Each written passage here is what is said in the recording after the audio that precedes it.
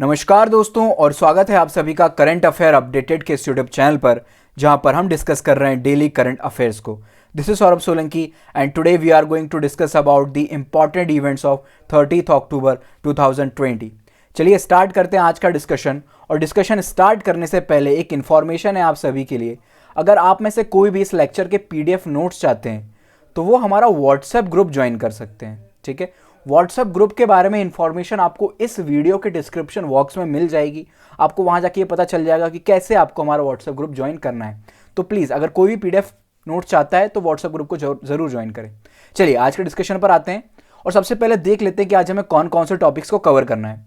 First of all we are going to discuss about dashboard for monitoring of air quality. ठीक है, air quality के बारे में कुछ इंपॉर्टेंट पॉइंट्स हम यहाँ से डिस्कस करेंगे।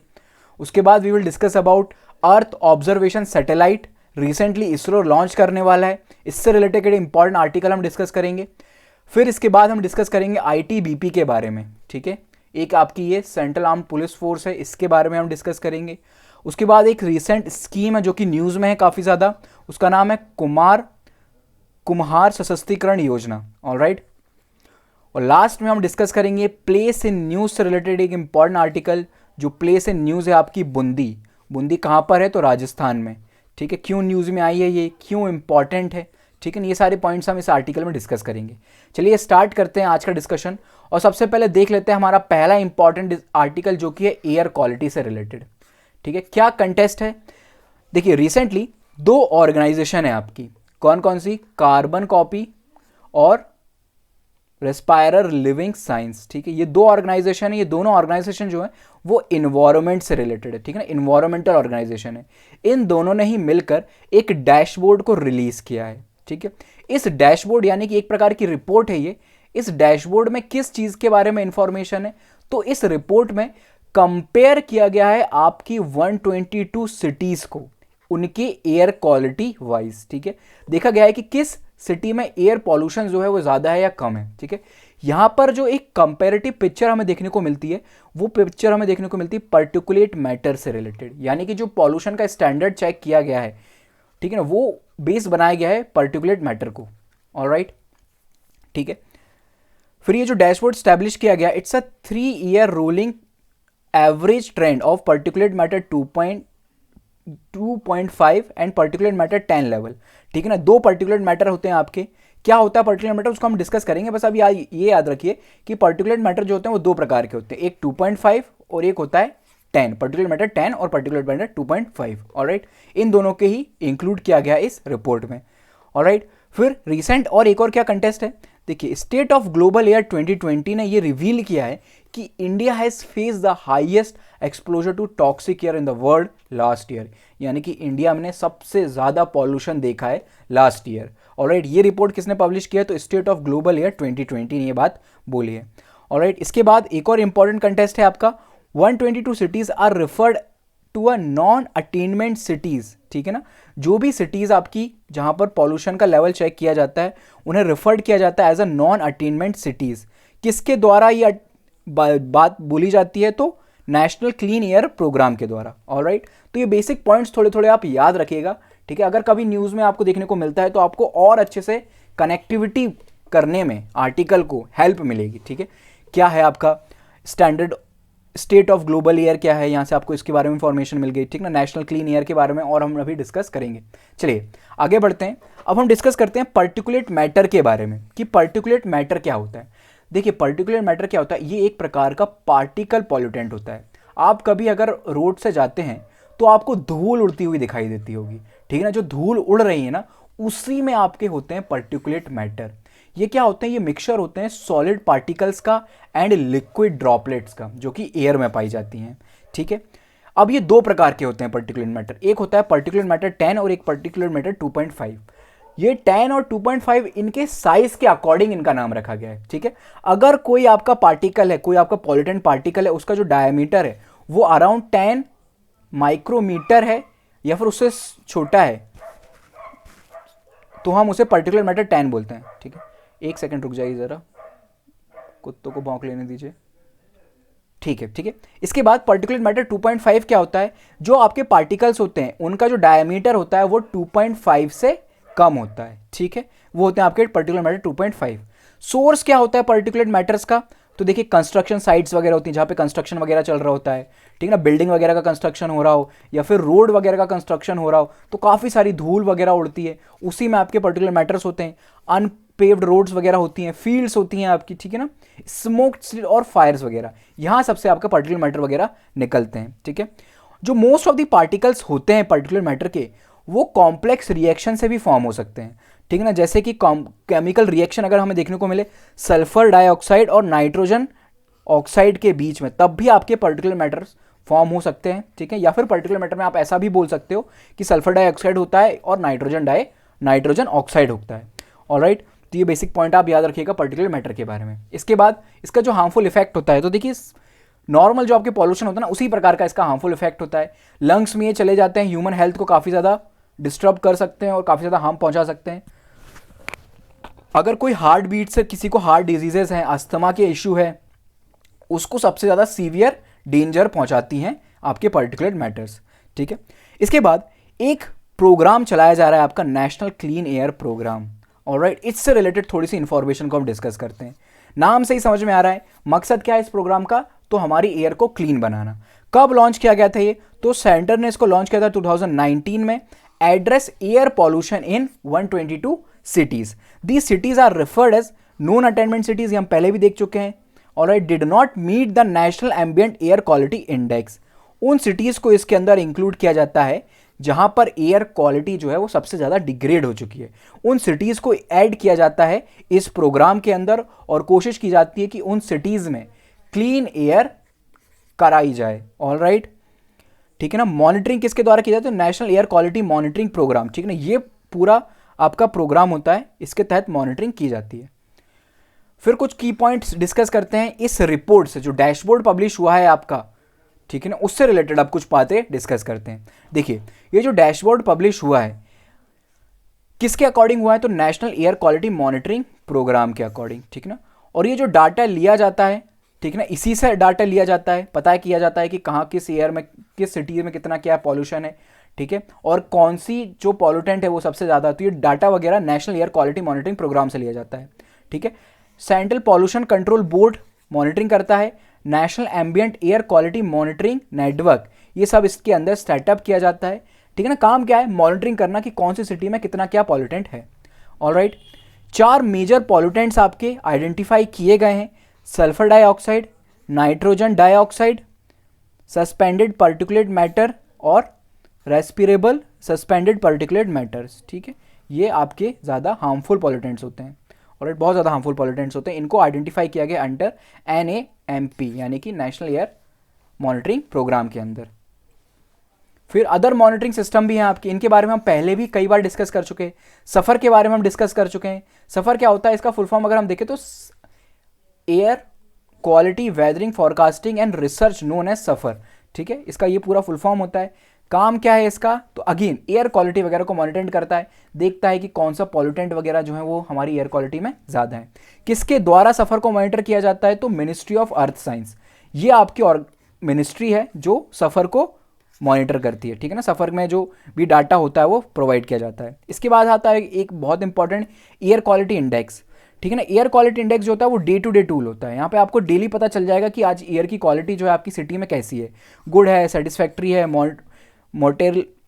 मॉडरेटली पॉल्यूटेड है, पुअर है, वेरी पुअर है या फिर सीवियर है। ऑलराइट, यहाँ पे 8 पॉल्यूटेंट्स को इंक्लूड किया जाता है, बताया जाता है कि किस पॉल्यूटेंट का नंबर कितना है। तो कौन कौन से वो आपके 8 पॉल्यूटेंट है इंपॉर्टेंट, वो आप याद रखिएगा। तो particular matter 10, particular matter 2.5, NO2, SO2, carbon monoxide, O3 यानी कि ओजोन, NH3 और लेड यानी कि PB, ठीक है ना। इन पॉल्यूटेंट्स को देखा जाता है इस एयर क्वालिटी इंडेक्स में। ऑलराइट, इसके बाद for this while short terms national ambient air quality standard are prescribe, ठीक है। इसी के अकॉर्डिंग प्रिस्क्राइब्ड भी किया जाता है कि कितनी क्या क्वालिटी होनी चाहिए, यानी कि कितनी क्या क्वांटिटी में आपके ये पॉल्यूटेंट है तो वो आपके हार्मफुल नहीं है। अगर उससे ज़्यादा क्वालिटी में है तो वो हार्मफुल हो सकते हैं आपके लिए, ठीक है ना, ह्यूमन हेल्थ के लिए वो हार्मफुल हो सकते हैं। ऑलराइट, ये सारी बातें एयर क्वालिटी इंडेक्स में बताई जाती हैं। चलिए आगे बढ़ते हैं और डिस्कस करते हैं अब हमारा अगला इंपॉर्टेंट आर्टिकल जो कि रिलेटेड है अर्थ ऑब्जर्वेटरी सैटेलाइट सैटेलाइट का नाम क्या है, EOS 0.01, ऑलराइट, जो कि लॉन्च किया जा रहा है इसरो के द्वारा। ये आपका सैटेलाइट का नाम है, ठीक है। इसके बाद कंटेस्ट और हम देखते हैं इसके साथ ही, तो ये सैटेलाइट तो हम इंडिया लॉन्च कर ही रहा है, इसरो लॉन्च कर ही रहा है। इसके साथ ही साथ इंडिया जो है वो 9 इंटरनेशनल कस्टमर्स के सैटेलाइट भी लॉन्च कर रहा है, यानी कि आपके कुछ जो दूसरे देश हैं उनके भी कुछ सैटेलाइट्स को इसरो के द्वारा लॉन्च किया जा रहा है हमारे इस सैटेलाइट के साथ। कहां से लॉन्च हो रहे हैं, तो सतीश धवन स्पेस सेंटर जो कि आंध्र प्रदेश हरिकोटा में सिचुएटेड है, यहां से लॉन्च किए जा रहे हैं इन सैटेलाइट्स को। ऑलराइट, इसके बाद अगला पॉइंट हम डिस्कस करते हैं। ये जो सैटेलाइट हैं वो लॉन्च किए जा रहे हैं पोलर सैटेलाइट लॉन्चिंग व्हीकल के द्वारा। ऑलराइट, ठीक है, कब लॉन्च होंगे, तो 7 नवंबर 2020 को ये लॉन्च होंगे। तो ये पॉइंट आपको याद रखना है कि कौन से लॉन्च व्हीकल से लॉन्च किए जा रहे हैं, ठीक है ना, इतना याद रखिएगा। इसके बाद थोड़े से की पॉइंट डिस्कस करते हैं इस सैटेलाइट के बारे में जो कि इंडिया का है और इंडिया के द्वारा लॉन्च किया जा रहा है। तो ये एक प्रकार का अर्थ ऑब्जर्वेशन सैटेलाइट है, ठीक है ना, अर्थ को ऑब्जर्व करेगा और किस चीज़ के लिए इंटेंड किया गया है, ठीक है ना, इसका यूज़ किया जाएगा एग्रीकल्चर के लिए, फॉरेस्ट्री के लिए और डिजास्टर मैनेजमेंट सपोर्ट के लिए, ठीक है ना। इन चीज़ों को मॉनिटर करने की कोशिश की जाएगी और ऑब्जर्व किया जाएगा इसके द्वारा, ठीक है। ये जो आपका सैटेलाइट है it is equipped with remote sensing technology, alright, remote sensing technology से इक्विप्ड है।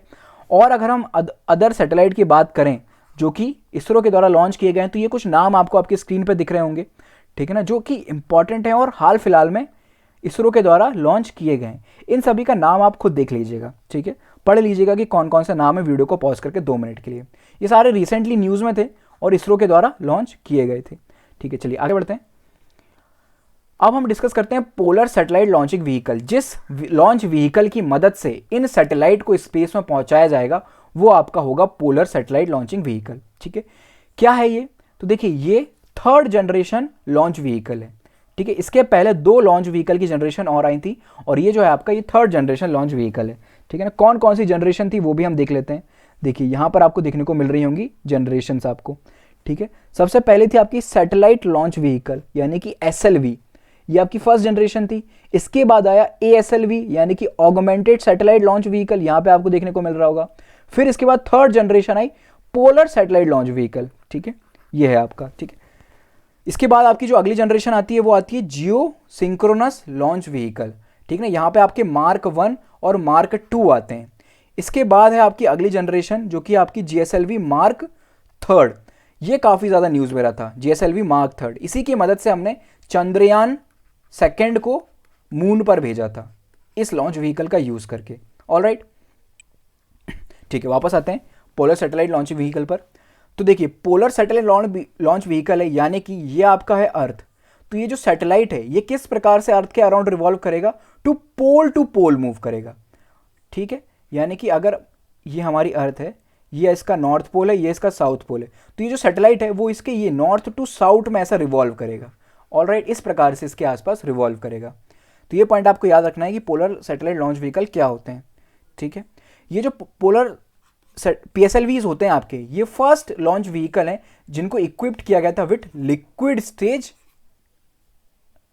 आपका फ्यूल, ठीक है ना। इसमें जो फ्यूल का यूज किया जाता है वो लिक्विड फॉर्म में यूज किया जाता है, ऑलराइट। फर्स्ट टाइम सक्सेसफुली इसको टेस्ट किया गया था 1994 में। And 2 of the most important जो मिशन है इंडिया के, जो कि चंद्रयान 1 था और मार्स ऑर्बिटल स्पेस क्राफ्ट था, यानी कि मार्स ऑर्बिटल मिशन जो था जिसे हम मॉम के नाम से भी जानते हैं, ये दोनों ही मिशन को PSLV के द्वारा लॉन्च किया गया था, ठीक है। इसके बाद हम देख चुके हैं 2 प्रकार के और हैं आपके launch vehicle, GSLV mark 1, mark 2 and mark 3, alright. GSLV mark 2 जो है वो इंडिया का largest launch vehicle developed by India है, ठीक है ना, जिसको इंडिया ने लार्जेस्ट व्हीकल जिसको इंडिया ने डेवलप किया है और ये 4th जनरेशन का लॉन्चिंग व्हीकल है, ऑलराइट। इसके बाद GSLV मार्क 3 भी इंडिया ने डिज़ाइन किया है, इसको खुद ही इंडिया ने बनाया है, जहाँ पे चंद्रयान 2 को हमने भेजा था, कहाँ पर, इसी चंद्रयान 2 को हमने मून पर भेजा था GSLV मार्क 3 का यूज़ करके, ठीक है ना। ये 3 स्टेज हैवी लिफ्ट व्हीकल है डेवलप्ड बाय इसरो और vehicle has 2 solid strap 1 and 1 core liquid booster, ठीक है ना। क्रायोजेनिक अपर स्टेज, ये भी आपको याद रखना है, ठीक है ना। इसके ये सारी जो चीज़ें हैं ये इसके फ्यूल से रिलेटेड है कि ये किस प्रकार का फ्यूल का यूज़ करता है, ठीक है। तो 2 इसके जो होते हैं वो सॉलिड स्ट्रैप्स होते हैं, एक जो होता है इसमें कूलिंग के लिए लिक्विड होता है कोर में इसके, और क्रायोजेनिक इंजन होता है इसका। ऑलराइट, किसका? मार्क 3 का, जेएसएलवी मार्क 3 का। It is design to carry 4 ton class of satellite, 4 ton तक का सैटेलाइट ये कैरी कर सकता है into geosynchronous transfer orbit. Geosynchronous यानी कि अर्थ का जो फेज है, अर्थ की जो रोटेशन की स्पीड होती है, उसी स्पीड के साथ जो सैटेलाइट होते हैं वो इसके अर्थ के आसपास रिवॉल्व करते हैं। तो आपको देखने को ऐसा लगेगा अर्थ के रिस्पेक्ट में जो सैटेलाइट है वो स्टेशनरी है। Alright, which is about twice the capacity of GSLV mark 2, ठीक है ना। चलिए आगे बढ़ते हैं और अगला इंपॉर्टेंट आर्टिकल डिस्कस करते हैं जो कि है आपका आईटीबीपी से रिलेटेड। रिसेंट कंटेस्ट ये है कि recently 59th establishment day celebrate किया गया आईटीबीपी का। आईटीबीपी का फुल फॉर्म है इंडो तिब्बतियन बॉर्डर पुलिस, ठीक है। कब सेलिब्रेट किया गया था? तो 24 अक्टूबर 2020 को, ठीक है। हमारे डिफेंस मिनिस्टर वहां पहुंचे थे। नहीं, ये डिफेंस मिनिस्टर नहीं है शायद ना, ठीक है, ओके। चलिए आगे बढ़ते हैं और अब थोड़ा सा डिस्कस करते हैं आईटीबीपी के बारे में कि क्या है हमारी ये आईटीबीपी फोर्स। तो ये एक प्रकार की सेंट्रल आर्म्ड पुलिस फोर्सेज हैं। देखिए सेंट्रल आर्म्ड पुलिस फोर्सेज में और आपकी जो अदर फोर्सेज होती हैं जैसे कि आपकी आर्मी है और आपकी नेवी वगैरह है, एयरफोर्स है, इनमें ये डिफरेंस होता है कि सेंट्रल आर्म्ड पुलिस फोर्सेज जो हैं वो आती है under ministry of home affairs, ठीक है। और आपकी बाकी की जो अदर फोर्सेज है जैसे कि आर्मी है, नेवी हो या फिर एयरफोर्स हो, ये सारी आती है मिनिस्ट्री ऑफ डिफेंस के अंदर, ठीक है ना। तो ये बेसिक डिफरेंस होता है इन दोनों के बीच। ऑलराइट, फिर अगला पॉइंट, कौन कौन C central armed police forces होती हैं आपकी। एक तो आपकी आईटीबीपी है ही, इसके बाद है आपकी असम राइफल, ठीक है ना, बीएसएफ यानी कि border security force, central industrial security force CISF, ये भी होती है एक प्रकार की आर्म्ड फोर्स है आपकी। सेंट्रल रिजर्व पुलिस फोर्स भी होती है और नेशनल सिक्योरिटी गार्ड यानी कि एनएसजी जो होते हैं वो भी आपके सेंट्रल आर्म्ड पुलिस फोर्सेज हैं, और सशस्त्र सीमा बल एसएसबी, ये आपके कुछ टाइप्स होते हैं सेंट्रल आर्म्ड पुलिस फोर्सेज के। इसके बाद आईटीबीपी के बारे में हमारा जो कोर पॉइंट है इस समय डिस्कस करने के लिए वो है आईटीबीपी का। तो आईटीबीपी को कब स्टैब्लिश किया गया था? तो 24 अक्टूबर 1962 में। अब याद कीजिए 1962 में क्या इंपॉर्टेंट इवेंट हुआ था। 1962 में इंडिया और चाइना की वॉर हुई थी।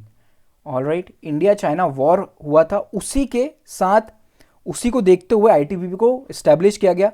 मकसद ये था कि जो आपके हायर एल्टीट्यूड्स होते हैं, आपके हाई एल्टीट्यूड्स होते हैं, वहाँ पर इस फोर्स को रखा जाएगा, ठीक है ना। वहाँ पर ये फोर्स स्टेशन रहेगी, जैसे कि आपके हिमालयाज वाला जो रीजन है, ठीक है ना, अरुणाचल प्रदेश वाला जो रीजन है, जम्मू कश्मीर वाला रीजन है, जो कि चाइना से बॉर्डर जिसकी लगती है, ठीक है ना, वहाँ पर ये पुलिस फोर्सेज आपकी स्टेशन रहेगी और हेल्प प्रोवाइड करेगी क्या करने में? चाइना के अगेंस्ट स्ट्रेटेजी बिल्डअप करने में और मॉनिटरिंग वगैरह करने में।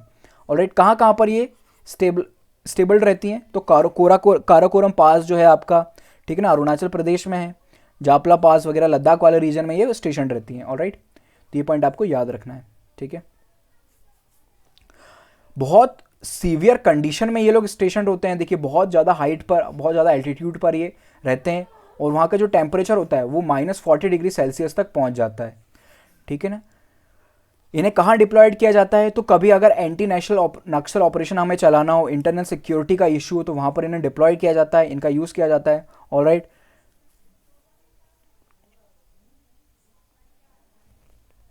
चलिए अगली बात, एक एक्ट लेके आया गया था इनको स्टैब्लिश करने के लिए, central reserve police force act 1949, ठीक है ना। उस एक्ट में आईटीबीपी को इनिशियली रेज करने की बात की गई थी, ठीक है ना। पार्लियामेंट ने एक स्पेसिफिक एक्ट लेके आई थी इसी के लिए, ठीक है ना। इस एक्ट में क्या बताया गया था? जो भी रूल प्रोसीजर होगी आईटीबीपी से रिलेटेड वो एक्ट लेके आया गया था 1994 में, ठीक है। चलते हैं आगे और डिस्कस करते हैं हमारा अगला इंपॉर्टेंट आर्टिकल जो कि है कुमार सशक्तिकरण योजना से रिलेटेड। देखिए नाम से ही क्लियर है, कुमार यानी कि जो आपकी पोट्री मेकिंग लोग होते हैं ना, जो पोइट्री का काम करते हैं, उनसे रिलेटेड है ये आपकी पूरी स्कीम, ठीक है ना। क्या किया गया है रिसेंटली इस योजना के अंदर?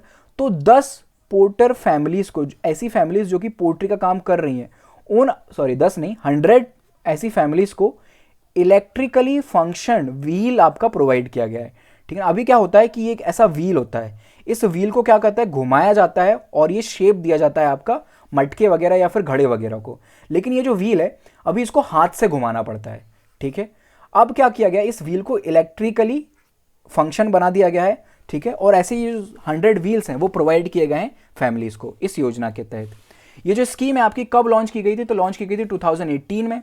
एम क्या है, देखिए लिवलीहुड को इंप्रूव किया जाए, पोर्टर्स की जो आपके पोर्टर्स होते हैं उनके लिवलीहुड को इंप्रूव किया जाए और आत्मनिर्भर भारत के प्रति हम आगे बढ़ें, ठीक है ना। फीचर्स क्या किया, इसके क्या क्या इंपॉर्टेंट फीचर्स होंगे, क्या किया जाएगा, मॉडर्न इक्विपमेंट प्रोवाइड किए जाएंगे आपके पोर्टर्स को, जैसे कि इलेक्ट्रीफाइड व्हील आपका प्रोवाइड किया गया, उसी प्रकार से और भी मॉडर्नाइज इक्विपमेंट प्रोवाइड किए जाएंगे।